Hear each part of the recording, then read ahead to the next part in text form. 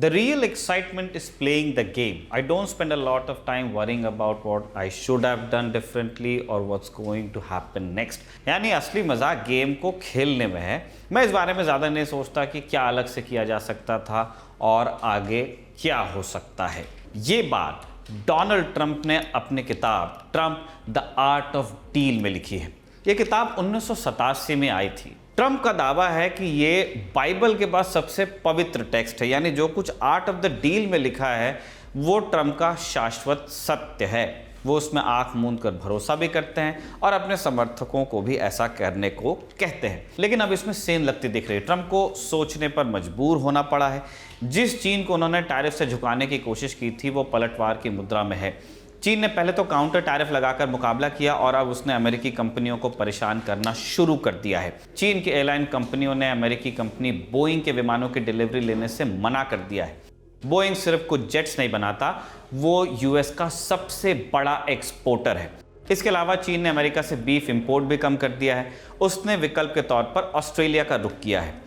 चीन और भी कई अमेरिकी कंपनियों पर शिकंजा कसने की तैयारी कर रहा है और इससे अमेरिका को हजारों करोड़ का नुकसान हो सकता है। इन सब के बीच चीन के राष्ट्रपति शी जिनपिंग का साउथ ईस्ट एशिया का दौरा चल ही रहा है। टैरिफ वॉर के बीच वो अपने ट्रेडिशनल ट्रेड पार्टनर्स के साथ संबंध मजबूत करना चाहते हैं। इसी क्रम में 15 अप्रैल को वो मलेशिया पहुंचे। वहां उन्होंने कहा कि अमेरिका की तुलना में चीन ज्यादा भरोसेमंद सहयोगी है।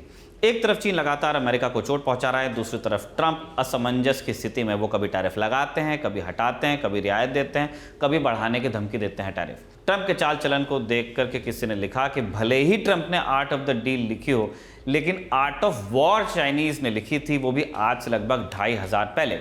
Art of war soon Tzu की किताब है। वो आर्मी जनरल और दार्शनिक भी थे और इसमें उन्होंने मिलिट्री स्ट्रेटेजी बताई है जो जंग के साथ साथ दूसरी फील्ड्स में भी प्रासंगिक मानी जाती है। खैर, ट्रंप का दावा अभी तो चकनाचूर होता दिख रहा है। भले ही उन्होंने किताब में बेफिक्री का दावा किया हो, मगर असल दुनिया ने उन्हें दिन में तारे दिखा दिए हैं। चीन कैसे अमेरिका पर पलटवार कर रहा है, किन अमेरिकी कंपनियों को वो सबसे ज़्यादा नुकसान पहुंचा सकता है और अमेरिका के पास आगे क्या विकल्प बचे हैं, आज के शो में हम इसी पर विस्तार से बात करेंगे। ये खबरगांव है। नमस्कार स्वीकार कीजिए निखिल का, आप हमारा डेली इंटरनेशनल बुलेटिन राजदूत देख रहे हैं, जहां आज बात यूएस चाइना ट्रेड वॉर की।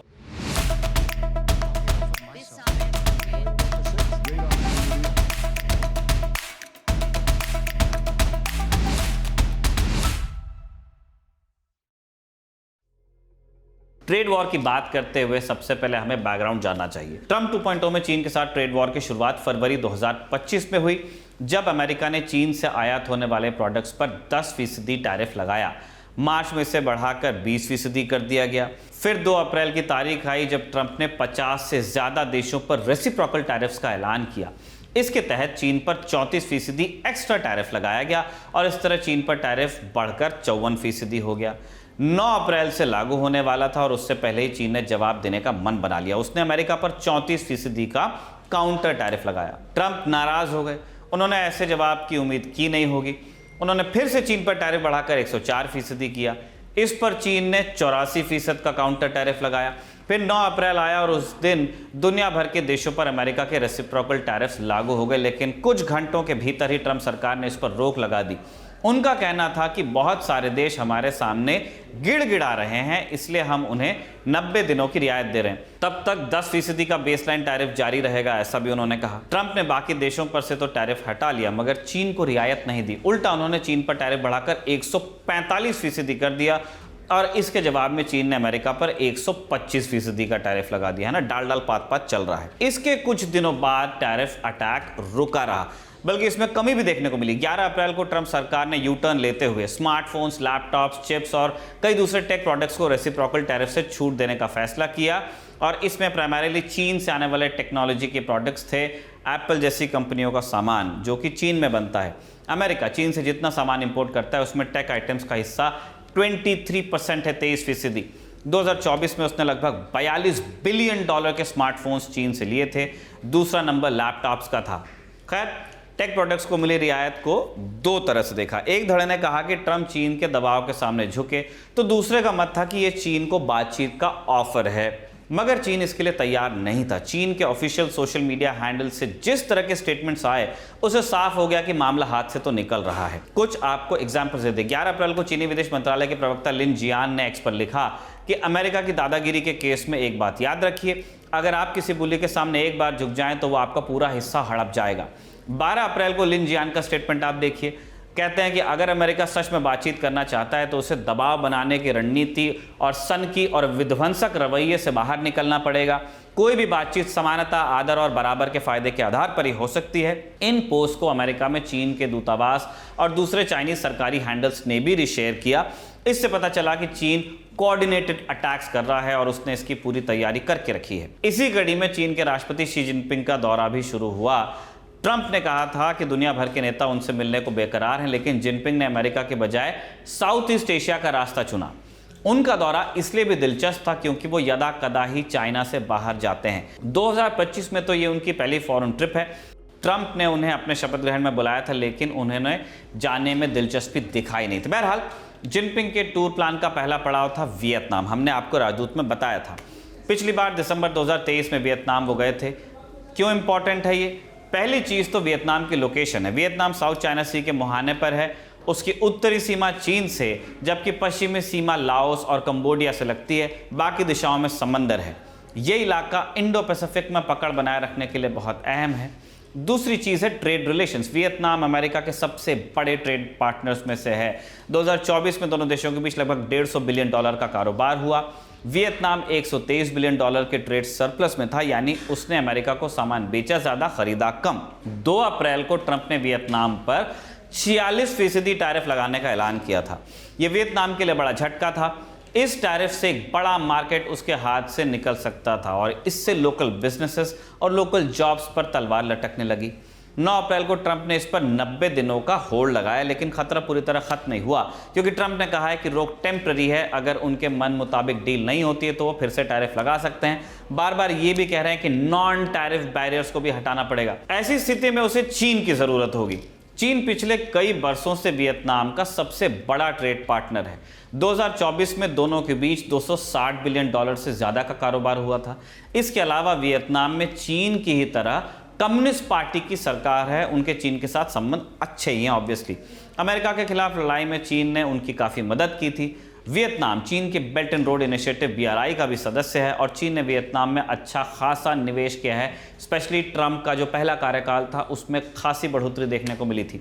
अमेरिका की शिकायत रही है कि चीन अपना सामान वियतनाम के जरिए भी US भेज रहा है, इसलिए ट्रंप सरकार वियतनाम पर दबाव डाल रही है कि वो बताए कि उसके यहाँ से जो सामान US आता है उसमें वियतनाम में कौन सा वैल्यू एडिशन हुआ और क्या क्या चीन से आया। अगर इस बात में सच्चाई है कि ऐसा हो रहा है कि चाइनीज सामान वाया वियतनाम US जा रहा है, तो वियतनाम को या तो अपने एक्सपोर्ट के तरीके को बदलना पड़ेगा या फिर अपनी मैन्युफैक्चरिंग में और फोकस करना पड़ेगा और तरीका बदलना पड़ेगा। इसमें अरबों लग सकते हैं और वक्त भी लगेगा। दूसरी तरफ जिनपिंग ने वियतनाम में कह दिया है कि चीन का मेगा मार्केट वियतनाम के लिए खुला है। उन्होंने वियतनाम के साथ रिश्ते मजबूत करने पर भी जोर दिया है और 25 से ज्यादा डेवलपमेंट प्रोजेक्ट्स पर दस्तखत भी कर दिए। इनमें सबसे खास है 70,000 करोड़ रुपए की लागत से बनने वाली एक रेलवे लाइन। ये रेलवे लाइन वियतनाम को चीन से जोड़ देगी। इसका कुछ पैसा चीन ने कर्ज के तौर पर भी दिया है। इसके अलावा वियतनाम ने चीन की कंपनियों से पैसेंजर जेट्स खरीदने की इच्छा भी जताई है। वियतनाम संभवतः पहला देश है जिसने चीन में बने हवाई जहाज़ों को अपने आसमान में उड़ने की अनुमति दी है। अभी तक पैसेंजर जेट्स में अमेरिका और यूरोप की तूती बोलती थी। अगर और भी देश चीनी विमानों को अपने आने की इजाज़त देते हैं तो ये सीन बदल सकता है। वियतनाम के बाद जिनपिंग मलेशिया पहुंचे। 2013 के बाद से ये उनका पहला मलेशिया दौरा है। मलेशिया पर ट्रंप ने 24% टैरिफ लगाया था। 2024 में अमेरिका के साथ उसने लगभग $80 बिलियन का कारोबार किया, $25 बिलियन के सरप्लस में रहा। टैरिफ के बाद मलेशिया के लिए भी अमेरिका में अपने प्रोडक्ट्स बेचना मुश्किल होगा। ऐसे में चीन वहां अपनी पकड़ मजबूत करना चाहेगा। चीन 2009 से मलेशिया का सबसे बड़ा ट्रेड पार्टनर है। 2024 में दोनों के बीच लगभग $212 बिलियन का ट्रेड हुआ। मलेशिया की आबादी 3 करोड़ से ज़्यादा है। ये भी चीन के एक्सपोर्ट के लिए एकदम मुफीद है। इसके अलावा मलेशिया इस समय आसियान का अध्यक्ष है। आसियान साउथ ईस्ट एशिया के 10 देशों का संगठन है। इस गुट में मलेशिया का वर्चस्व रहा है। एक और चीज़, आसियान और अमेरिका के बीच सालाना लगभग $500 बिलियन का कारोबार होता है। ट्रंप ने अधिकतर आसियान देशों को रेसिप्रोकल टैरिफ के जाल में लपेट लिया है और उससे वो काफ़ी नाराज़ हैं। चीन इस नाराज़गी का भरपूर फ़ायदा उठाना चाहता है। मलेशिया में जिनपिंग ने खुला मैसेज दिया कि चीन अमेरिका की तुलना में ज़्यादा विश्वस्त है और चीन के साथ दोस्ती, शांति, स्थिरता और समृद्धि के लिए बेहद ज़रूरी है। ये सब जिनपिंग कह रहे हैं तो लोग पूछ रहे हैं कि भाई अगर ऐसा ही है, अगर आप इतने ही विश्वासु हैं तो फिर साउथ चाइना सी में जो आप कर रहे हैं, हिंदुस्तान के साथ जो आप कर रहे हैं, उसका सच क्या है? आप पर भरोसा कैसे किया जाए? खैर, ये आईआर में इस तरह की बातें लोग कहते हैं। मलेशिया का दौरा खत्म करने के बाद शी जिनपिंग कंबोडिया जाने वाले हैं। 2016 के बाद उनका पहला कंबोडिया दौरा होगा। चीन कंबोडिया का सबसे बड़ा ट्रेड पार्टनर तो है ही, साथ ही साथ सबसे बड़ा इन्वेस्टर भी है। पिछले कुछ समय में चीनी कंपनियों ने अपनी फैक्ट्रियां कंबोडिया शिफ्ट की हैं, जिससे डायरेक्ट टैरिफ से बच सके चीन। 18 अप्रैल को जिनपिंग का कंबोडिया दौरा भी खत्म हो जाएगा और उसके बाद वो अपने वतन वापस लौटेंगे। अब ये समझते हैं कि जिनपिंग इस टूर से हासिल क्या करना चाहते हैं। दरअसल चीन इस टैरिफ वॉर में अकेला तो पड़ रहा है, बाकी देशों ने ट्रंप के साथ नेगोशिएट करने का फैसला लिया है। इसके चलते चीन पर अलग थलग होने का खतरा है। वो इस स्थिति को ही बदलना चाहता है। उसने सबसे पहला दांव अपने सबसे करीबी और सबसे बड़े पार्टनर्स पे लगाया है। उसने उन्हें अपना मार्केट दिखाया है। ये जताने की कोशिश कर रहा है चीन कि हमसे अच्छा दोस्त आपका कोई बनेगा नहीं, अमेरिका को छोड़ दो, हमारे साथ आओ, फायदे में रहो। और चीन ने अमेरिका का विकल्प देने की कोशिश की है। लेकिन क्या चीन के सहयोगी दोस्ती के लिए अमेरिका से संबंध तोड़ेंगे? ये दावा अभी करना मुश्किल है। दूसरी चीज़ क्या है, जैसे जैसे अमेरिका और चीन के बीच ट्रेड वॉर बढ़ रहा है, वैसे वैसे चाइनीज प्रोडक्ट्स के लिए यूएस में एंट्री मुश्किल हो रही है। 2024 में उसने $440 बिलियन का सामान अमेरिका को एक्सपोर्ट किया। इस मार्केट का दरवाज़ा सकरा होता जा रहा है, इसलिए चीन को नए मार्केट की तलाश है। ऐसे मार्केट जहां लोगों के पास परचेजिंग पावर भी हो, और इसके लिए साउथ ईस्ट एशिया एक मुफीद जगह हो सकती है।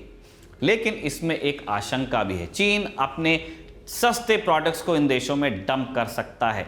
इससे इन देशों का ट्रेड डेफिसिट तो बढ़ ही जाएगा, साथ ही साथ उनके लोकल बिजनेस पर भी खतरा आएगा। इसके चलते उनके मन में संदेह है। इसी वजह से शी जिनपिंग का दौरा और अहम होता है। उन्होंने अपने मंत्रियों या अधिकारियों को भेजने की बजाय खुद जाने का फैसला किया, ताकि चीन में देशों का भरोसा मजबूत हो सके। अभी जान लेते हैं कि जिनपिंग के दौरे का असर कितना हुआ है। इससे यूएस में तो हलचल है। जब जिनपिंग वियतनाम में थे तब ट्रंप ने प्रेस के सामने कहा कि जिनपिंग अमेरिका को बर्बाद करने का रास्ता ढूंढ रहे हैं, यानी वियतनाम, मलेशिया और कंबोडिया के लिए अमेरिका के साथ डील करना मुश्किल भी हो सकता है। उन्हें चीन के पिछलग्गू के तौर पर देखा जाएगा, संज्ञान ले लिया गया है। एक्सपर्ट्स का कहना है कि इसके बावजूद वो यूएस का मार्केट छोड़ने की स्थिति में नहीं है। चीन हाल फिलहाल में अमेरिका का विकल्प नहीं बन सकता है, यह फैक्ट है। जिनपिंग जिन 3 देशों का दौरा कर चुके हैं वो तीनों चीन के साथ ट्रेड डेफिसिट में हैं। चीन उन्हें अपना सामान बेचता ज़्यादा है, खरीदता कम है। आप एग्जाम्पल ले लीजिए, कंबोडिया पर ट्रंप ने 49% टैरिफ लगाया था। अमेरिका और कंबोडिया के बीच लगभग $13 बिलियन का कारोबार हुआ था। ये यूएस के लिए बहुत बड़ी रकम नहीं, लेकिन कंबोडिया के लिए लाइफलाइन है। एक्सपोर्ट की तुलना में कंबोडिया ने महज $321 मिलियन का सामान यूएस से इंपोर्ट किया था। 1 बिलियन में 1000 मिलियन होते हैं। अब चीन से कंपैरिजन आप देखिए, 2024 में चीन और कंबोडिया के बीच लगभग $15 बिलियन का ट्रेड हुआ। कंबोडिया चीन के साथ लगभग $11 बिलियन के ट्रेड डेफिसिट में था, यानी वो चीन के लिए एक मार्केट है। चीन उसके प्रोडक्ट्स का बड़ा मार्केट लेकिन नहीं है, इसलिए वो अमेरिका के साथ ट्रेड रिलेशंस पूरी तरह से तोड़ने की स्थिति में नहीं है। यही हाल मलेशिया का है, यही हाल वियतनाम का है। आप इतनी जल्दी अमेरिका को दरकिनार करके चीन का दामन नहीं थाम सकते, इसलिए ट्रेड के मामले में अमेरिका को तुरंत अलग थलग करना चीन के लिए बहुत मुश्किल होगा।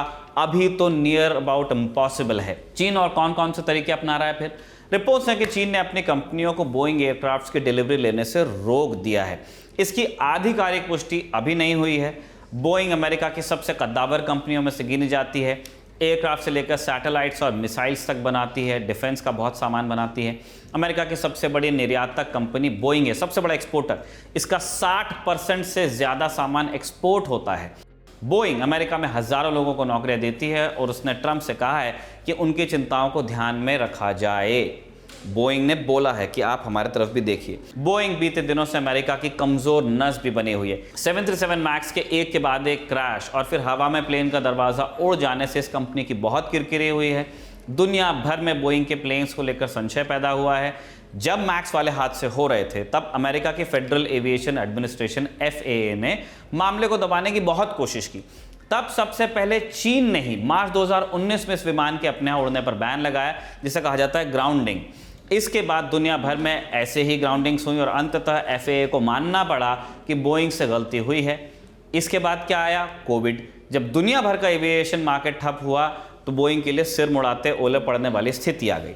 बोइंग अपने इतिहास में सबसे बुरे दौर से गुजर रही है और यहाँ सवाल सिर्फ इंजीनियर्स की नौकरियों का ही नहीं है।